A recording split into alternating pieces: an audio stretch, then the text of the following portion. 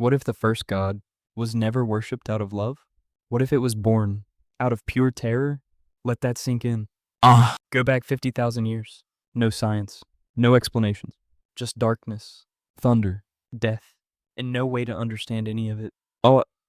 Think about this. A man watches lightning split a tree in half. He has no concept of electricity, no concept of static charge. All he has is fear, and fear demands an explanation. So the human mind did something remarkable. It didn't accept mystery. It created meaning.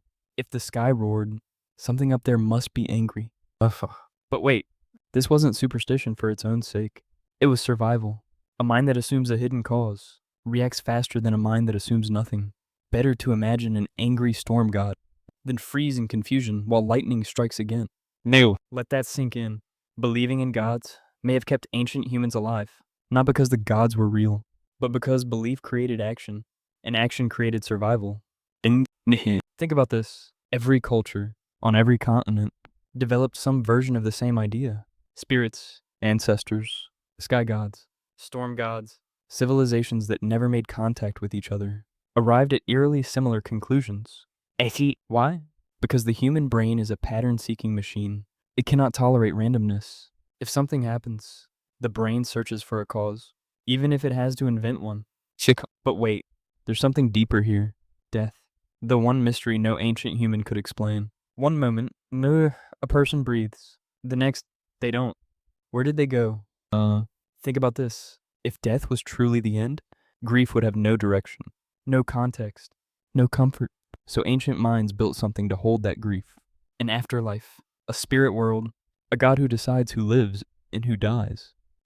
Let's have us let that sink in. Religion wasn't just about the sky. It was about the unbearable silence after someone was gone. But there's another layer few people talk about. Control. Not control by gods over humans.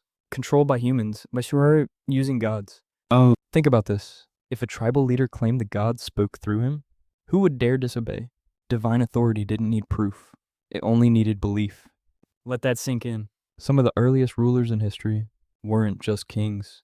They were considered gods themselves. Obedience wasn't a choice. It was worship. But wait, this wasn't purely manipulation.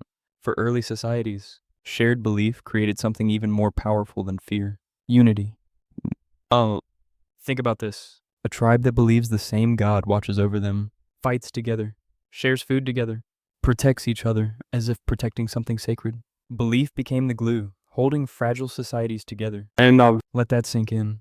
Gods didn't just explain the unexplainable. They built the first laws, the first moral codes, the first reasons to trust a stranger. But here's the twist. As agriculture spread, as villages grew into cities, the gods grew with them.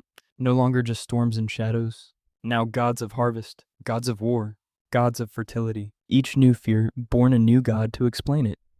Think about this. Religion didn't stay the same because humans stopped needing it. It evolved because human fear evolved too. Let that sink in. Every temple, every ritual, every sacrifice was an attempt to negotiate with the unknown. But wait, even today, in an age of science and explanation, that same instinct hasn't disappeared. We still search for meaning in coincidence. We still whisper everything happens for a reason. We still look up when we don't understand. Think about this. Maybe the gods were never really about the heavens. Maybe they were always about us. Our fear of chaos, our need for order, our refusal to believe that life has no explanation at all. Let that sink in. Ancient humans